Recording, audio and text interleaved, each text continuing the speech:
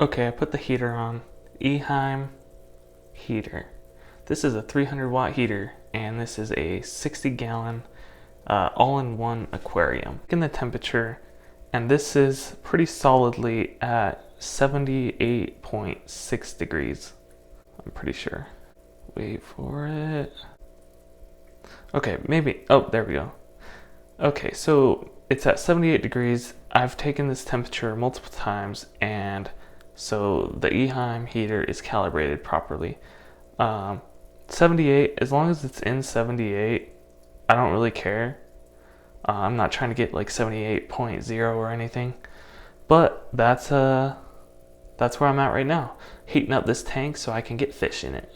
So this heater is a little bit too big for me in this aquarium. You know, it takes up like half the size, and the whole point of having an internal sump is to hide the heater.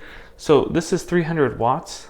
Now I'll probably end up getting 2 heaters, and I'll explain in a second. But yeah, the Eheim heater, very safe buy. It's super accurate, great heater, definitely recommend it. That's why I'm making this video. Okay, so I got the 300 watt heater in here, and it's just way too big.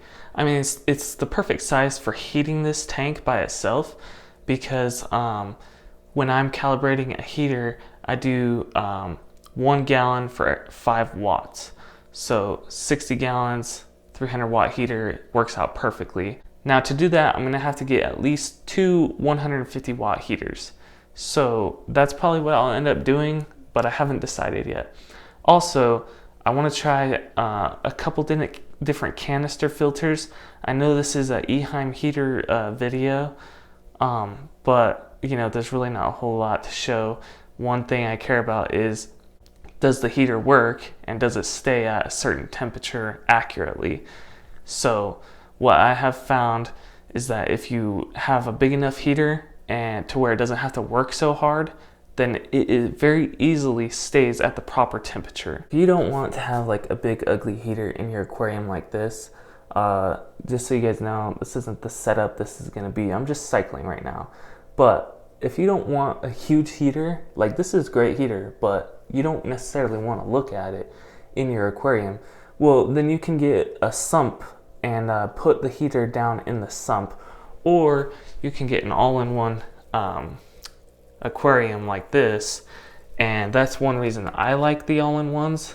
There's some things I really don't like about them, but yeah, that works perfectly for hiding heaters. Also, they do sell canister filters out there that allow you to have built-in heaters, so check that stuff out. I know Oasis has one. Oasis is a good brand.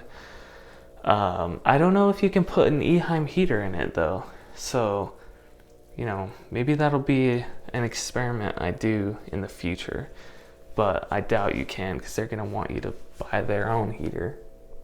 But yeah, so put your Eheim in. I mean, you could either hide it with plants, put it in a sump, or look for, you know, a special canister filter.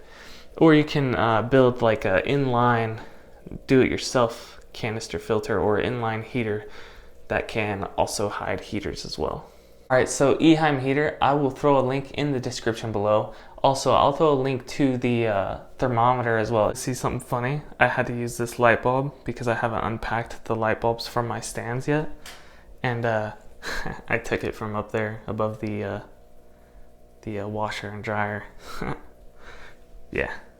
So if you're looking into getting into making videos, one of the best upgrades is lighting. Now, even this crappy like yellow dryer light, it makes a big difference, you know, and you'll see it in my videos. So, or at least this video. I'm definitely not gonna be using this regularly. So one thing I want to start doing with you guys is putting answering some comments in my videos. So I'm gonna start doing that, just a couple every video, and we'll see how it happens. So first comment was Young Indian. He said, "Dude, your voice is super calming." I appreciate that. Got him on my grass. I missed a couple days, but yeah, Young Indian. I've always been super self-conscious about my my voice, so because you know I'm super soft-spoken, and that was one thing I was self-conscious about when I first started making YouTube videos. So I highly appreciate the comment. So yeah, next comment. So Steve asked the question about my cichlid video,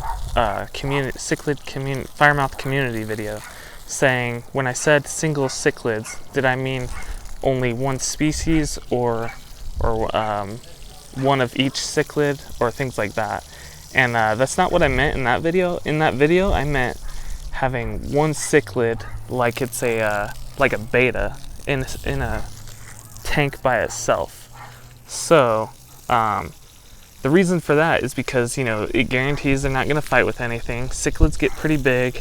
They have great personalities, so it's going to be a great tank to watch anyway. But your setup, you said, excuse me, you said you have a 75 gallon. Oh, car.